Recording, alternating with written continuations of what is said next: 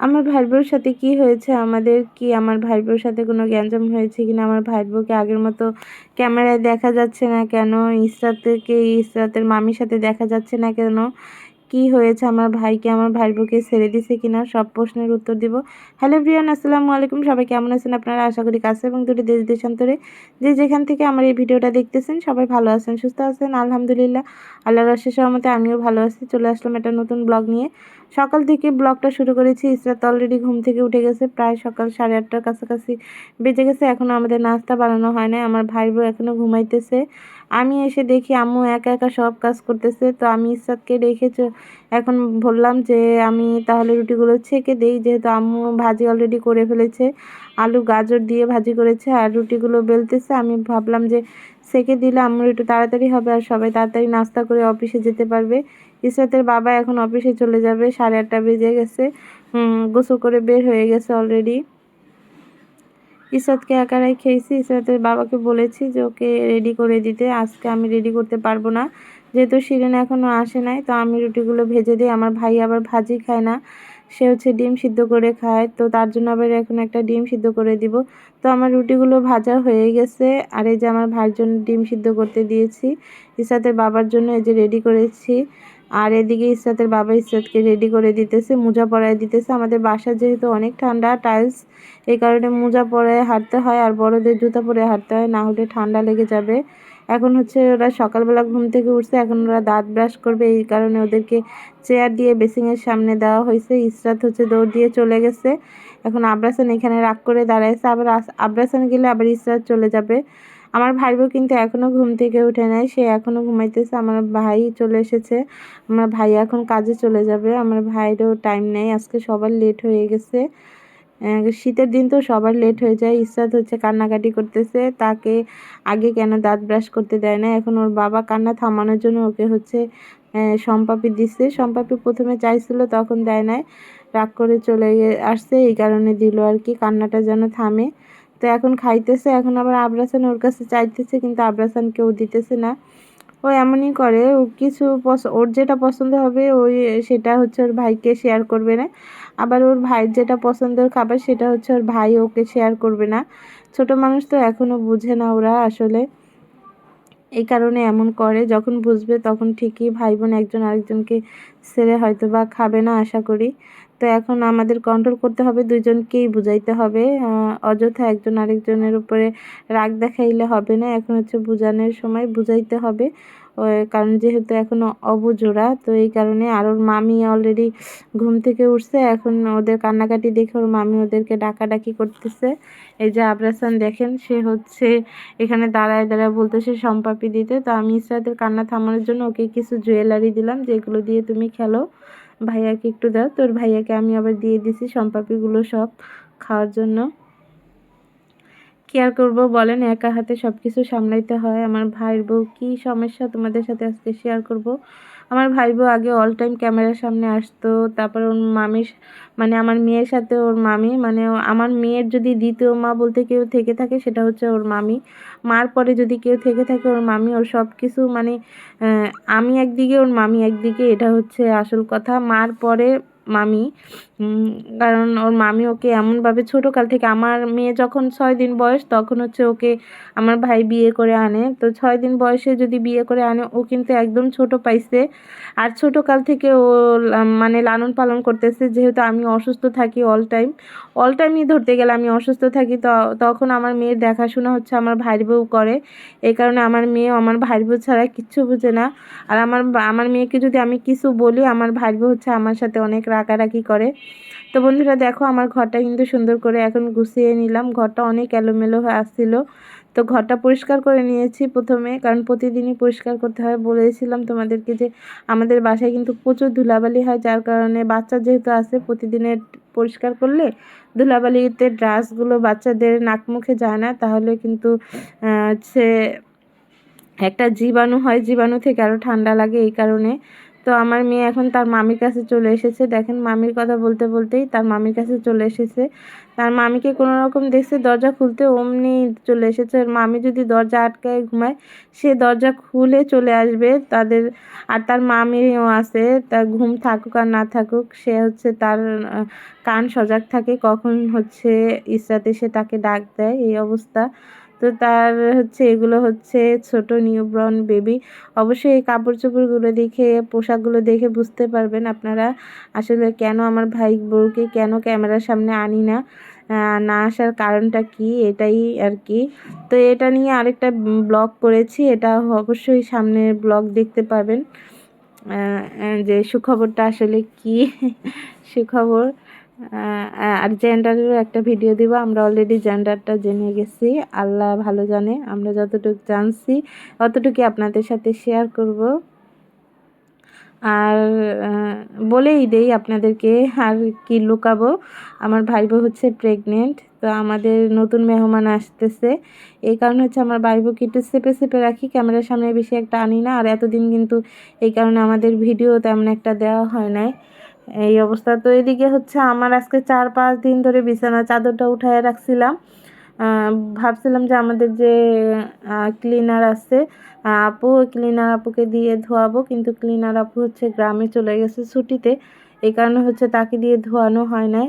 এই কারণে আজকে ভাবলাম যে আমি আজকে ধুয়ে ফেলি, আম্মু এখনও বাজার থেকে আসে নাই। আমি গরম পানি দিছিলাম কারেন্টে, তো ওগুলো দিয়ে আজকে ভিজায় রাখবো, পরে গোসল করার সময় ধুয়ে ফেলবো। কি আর করার, এতদিন এগুলো রাখলে আরও ময়লা হয়ে যাবে শীতের দিন। আজকে হালকা রোদও আছে। তো ওইদিকে আমার মেয়ে এসে দেখি আমার যে ওষুধ আছে সেই ওষুধটা সে ছিঁড়ে মানে খেতে নিছে। আল্লাহর কি হুকুম, ভাগ্য ভালো আমি এসে দেখে ফেলেছি, না হলে তো এটা হচ্ছে পাওয়ারই, অনেক পাওয়ারই ওষুধ মাথা ব্যথার। তো না হলে ও খেয়ে ফেলতো। ও বলতেছে এটা আমার ওষুধ, দেখেন ও নাকি এটা খাবে, এই কারণে আমার সাথে কিভাবে কান্নাকাটি করতেছে। ওষুধটা শুধু শুধু একটা 10 টাকা দামের ওষুধটা কি কম পাওয়ার বলেন তো, এটা অনেক পাওয়ার। এটা যদি ও খায় যে কোনো একটা দুর্ঘটনা ঘটে যেতে পারতো, এই কারণে বাচ্চাদের এগুলো হচ্ছে বাচ্চাদের লাগানোর বাইরে রাখতে হয়। এদিকে আমি মাছ ভিজায় রাখছি ফ্রিজ থেকে নামিয়ে। ইসরাত হচ্ছে ইসরাতের নানির জন্য সিঁড়ির সামনে দাঁড়ায় আছে, তার নানি তার জন্য মজা নিয়ে আসবে। তার ভাইয়ের কিন্তু কোনো খবর নেই, তার ভাইয়া হচ্ছে টিভি দেখতেছে, আর তাকে টিভি ছেড়ে দিলে সেই কাণ্ড করে। তো তার নানি চলে এসেছে, এই যে তার নানি বলতে আমার আম্মু চলে এসেছে বাজার থেকে। আমি শালগম আনতে বলছিলাম, শালগম, লেবু আনছে, টমেটো আনছে, আর হচ্ছে 2-3 পদের মাছ আনছে। এখানে 2-3 পদের মাছ, আজকে মাছ আনার কথা ছিল না, ফ্রিজ থেকে মাছ ভিজাইছি, তারপরও আম্মু পাইছে এই কারণে নিয়ে আসলো। আর শাক আনছে, ধনেপাতা আনছে, এদিক দিয়ে হচ্ছে ওদের জন্য হচ্ছে আজকে ডাল রান্না করব। আর হচ্ছে হলুদ মরিচ আর হচ্ছে জিরার গুঁড়ো আনছে, আমরা একসাথেই আনি এগুলো, 10 টাকার 20 টাকার করে আনি না। তো এই যে দুই শাশুড়ি আর হচ্ছে বউ মিলে কাটা বাছা করে দিবে, আমি হচ্ছে রান্না করব। আমার ভাই বউ এখন বর্তমানে অসুস্থ আছে, কারণ বেশি দিন নাই আর, এই কারণে। তো সবাই ওর জন্য দোয়া করবেন, অনাগত সন্তানের জন্য দোয়া করবেন। আমি ডালটা বাগার দিয়ে নিতেছি। এখানে হচ্ছে ডালের জন্য অল্প ডাল, তো এই কারণে অল্প মশলা নিলাম। অল্প মশলা বলতে পেঁয়াজ আর রসুন অল্প দিলাম, আর ডালটা হচ্ছে অল্প, শুধু ওদের দুইজনের জন্য, দুই ভাই বোনের জন্য। তো আমার পেঁয়াজটা ভাজা হয়ে গেছে, এখন আমি পেঁয়াজটা দিয়ে দিব। দুইজন খাবে। আর রাতে হচ্ছে ইসরাত হচ্ছে খিচুড়ি খায়, ভাত বেশি একটা খায় না রাতে। আবরাসান হচ্ছে 2 বেলা ভাত খায়, যেহেতু আবরাসান একটু বড়, তো ও এখন খিচুড়ি খায় না। আর এই আবরাসান কখনো খিচুড়ি খায়ও না, ইসরাতে যেমন খায় মানে খিচুড়ির অভ্যাসটা করা হয়েছে। তো এই যে ডালটা কিন্তু বাগার দেওয়া হয়ে গেছে, এখন এক এক করে আমি রান্না বসায় দিব আর তোমাদের সাথে শেয়ার করব। আমার ভাইয়ের বউ, বললাম তো আমার ভাইয়ের বউ হচ্ছে যখন আমার মেয়ে হচ্ছে 6 দিন বয়স, তখন আমার ভাই বিয়ে করে আনছে। তো এত তাড়াতাড়ি বাচ্চা নিয়ে ফেলছে, এখন আল্লাহ দিছে আর কি, যেটাই হোক আল্লাহ, আল্লাহ যা চায় তাই হয়, আল্লাহর হুকুমে হয়ে গেছে। আমরা তো ফ্যামিলির সবাই অনেক হ্যাপি, আমি জীবনে প্রথম ফুপু হব, আমার তো খুশির কোনো সীমা নাই। আমি তো অনেক হ্যাপি, যেদিন শুনছি সেদিন থেকে আল্লাহ আল্লাহ করতেছি সুস্থ সবলভাবে যেন সে দুনিয়ায় আসে। আপনারা দোয়া করবেন দুইজনের জন্যই, মার জন্য এবং বাচ্চার জন্য, তারা যেন দুইজনে সুস্থ থাকে। তো শিরিন চাইছিল যে ও হচ্ছে ওর বাবার বাড়ি যাবে, ডেলিভারি করাতে। ওর বাবার বাড়ি নিতেও চাইছিল, কিন্তু আমরা কেউ দেই নাই, যেহেতু আমার একটা ভাই বউ, একটা ভাই, তো একটা ভাই বউর এই অবস্থা। আর আমরা হচ্ছে সব কিছু বুঝি চিনি আর কি, হসপিটালের এগুলো। আর ওর বাবা মা হচ্ছে এগুলো কিছু চিনে না, বুঝে না, এই কারণে দ্বিতীয়ত হচ্ছে শিরিনও বেশি একটা যাইতে চায় না, কারণ ওর বাবার বাড়ি শুধু ওর মা একা থাকে। ওর ভাই বোন সবার বিয়ে হয়ে গেছে, ছোট একটা ভাই, সে হচ্ছে চাকরি করে। ওর সাথে সময় কাটানোর মতো কেউ নাই, এই টাইমটা হচ্ছে সময় যায় না। তো এইখানে তো আবরাসান আছে, ইসরাত আছে, আমি আছি, মা আছে, এখানে আমরা সবাই আছি, যৌথ ফ্যামিলি যেহেতু আমরা সবাই একসাথে থাকি, এই কারণেও আমাদের সাথে আছে যে ওর এখানে থাকলে কি ওর সময়টা চলে যাবে, ওর ভালো লাগবে। আর ওইখানে ও মরার মতো একা একা থাকবে, আর কোনো সমস্যা হলে আমরা যেতেও পারবো না। এই কারণে আমরা আর কি টেনশন মুক্ত আমাদের কাছে আছে। ওর বাবা মার কোনো টেনশন থাকবে না, আমাদের কাছে যেহেতু আছে আমরা তো আর খারাপ দেখবো না, তো আমাদের একটু টেনশন থাকতো আর কি দূরে থাকলে। ওর বাবা মা একটু সরল সোজা, তো কিছু বুঝে না আর কি, এই কারণে আমরা রেখে দিচ্ছি। না হলে ওরা চাইছিল ওদের বাসায় নিয়ে যাইতে, ডেলিভারি করাইতে।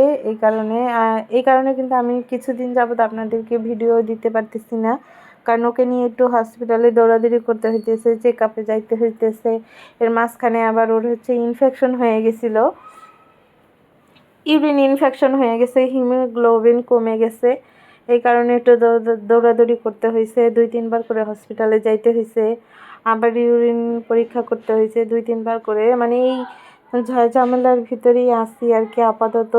যতদিন পর্যন্ত দুনিয়ায় না আসবে ততদিন পর্যন্ত টেনশন আর কি। ইনশাল্লাহ সুস্থ সবলভাবেই আসবে, তারপরেও টেনশন থেকে যায়। আসলে টেনশনটা যায় না, টেনশনটা দূর হয় না মাথা থেকে। যতই ভাবি টেনশন করব না, টেনশনটা এমনি এমনি চলে আসে। কি আর করার, সবাই দোয়া করবেন এই আশাই করি সবার কাছে, যেন তারা দুইজনই সুস্থ থাকে। অনেক কথা বলে ফেলেছি, তো এখন এই যে আমি রান্না বসাই দিলাম, শালগম তরকারি রান্না করব চিংড়ি মাছ দিয়ে। আর এই যে ধনিয়া পাতাগুলো ধুয়ে নিতেছি, শালগমটা হালকা ভাপ দিয়ে নিয়েছি, কচি শালগম তো বেশি একটা সিদ্ধ করলাম না, হালকা ভাপ দিয়ে নিলাম। আর যদি কচি না হতো তাহলে অনেকক্ষণ সিদ্ধ করতে হতো। তো এখন শালগমটা রান্না বসায় দিব, তো যে পাত্রটা দিয়ে দিলাম, এখন দিয়ে দিব পরিমাণ মতো তেল, আর পেঁয়াজ দিয়ে দিলাম। ভালো করে পেঁয়াজটা ভেজে নিব, অনেকগুলো পেঁয়াজ দিয়েছি, এখন বর্তমানে পেঁয়াজের দাম অনেক কম, তো এই কারণে হচ্ছে বেশি বেশি করে তরকারিতে পেঁয়াজ দিয়ে রান্না করতেছি। আর যখন আবার দাম বেড়ে যাবে তখন আবার অল্প দিয়ে রান্না করব, এটা হচ্ছে বাঙালির নিয়ম আর কি। আমার কাছে তরকারিতে পেঁয়াজ কম হলে একটু ভাল লাগে না তরকারি, কারণ ঘন হয় না তরকারি, তো ভালো লাগে না এই কারণে। আর আম্মু রান্না করলে একটু কমই দেয়, আমি রান্না করলে একটু বেশিই দেই। আর শিমের রান্না তো এখনও আমরা খাই নাই কেউ, কারণ শিমে এখনও রান্নাই করে নাই, কারণ ও এখনও রান্না বুঝে না। ও কুটে বেছে দেয় আমাদের, কুটা বাছা করে দেয়, আর আমরা রান্না করি। আস্তে আস্তে শিখে যাবে আশা করি। আমিও আগে রান্না পারতাম না, এই শিরিন আসার পরেই আমি রান্না শুরু করেছি, আগে আমিও রান্না করতাম না। তো এদিকে হচ্ছে এই যে শালগমটা কষানো হয়ে গেছে, এখানে হলুদ মরিচ ধনিয়ার গুঁড়া দিয়েছি, দিয়ে তারপরে কষায় এই যে শালগমটা দিয়ে দিছি। এখন হচ্ছে গরম পানি দিয়ে দিলাম, শালগমটা যেহেতু ভাপ দিয়ে নিয়েছি, এখন আর বেশি রান্না করতে হবে না। শালগমটা আধা সিদ্ধ হয়ে গেছে, কচি ছিল তো, আর নতুন আলু তো তাড়াতাড়ি সিদ্ধ হয়ে যায়, তো হয়ে গেছে প্রায়। তো আমি গরম পানি দিয়ে এখন হচ্ছে টমেটো দিয়ে দিলাম, যেন টমেটোটা গলে যায়, দিয়েই কিন্তু ধনেপাতা দিয়ে নামিয়ে নিব। হয়ে গেছে শালগম রান্না। তো এখন আমি শাকটা সিদ্ধ করে নিব, শাক হচ্ছে ধুয়ে রাখছিলাম, আলু দিয়ে শাক আজকে ভাজি করব। প্রতিদিন হচ্ছে প্রতিদিন না, সরি, যখন আর কি শাক রান্না করি তো আগে পেঁয়াজ মরিচ ভেজে নেই চিংড়ি মাছ দিয়ে রান্না করলে। আজকে শুধু ভাজি করব তেলে পেঁয়াজ রসুন দিয়ে, এই কারণে সিদ্ধ করে নিলাম। এদিকে মাছ রান্না করা শেষ, মাছের একটা আলাদা ভিডিও দিব আপনাদের পরে। এই যে শাক ভাজি করা হয়ে গেছে। তো আজকের ভিডিওটা এই পর্যন্তই বন্ধুরা। আমার ভিডিওতে কোনো ভুল ত্রুটি হলে সবাই ক্ষমার দৃষ্টিতে দেখবেন, ভালো লাগলে একটা লাইক দিয়ে দিবেন, একটা কমেন্ট করে দিবেন, কেমন হয়েছে ভিডিওটা অবশ্যই জানাবেন। আর সবার কাছে দোয়া প্রার্থনা করছি আমার ভাই বউ আর হচ্ছে অনাগত সন্তানের জন্য, সবাই দোয়া করবেন বেশি বেশি করে, তারা যেন দুইজন সুস্থ থাকে। এই যে আমার ভাই বউ, ওর জন্য সবাই বেশি বেশি করে দোয়া করবেন। তো আজকের ভিডিওটা এই পর্যন্তই রাখলাম, যে যেখানে থাকবেন ভালো থাকবেন, সুস্থ থাকবেন। আল্লাহ হাফেজ বন্ধুরা, আসসালামু আলাইকুম।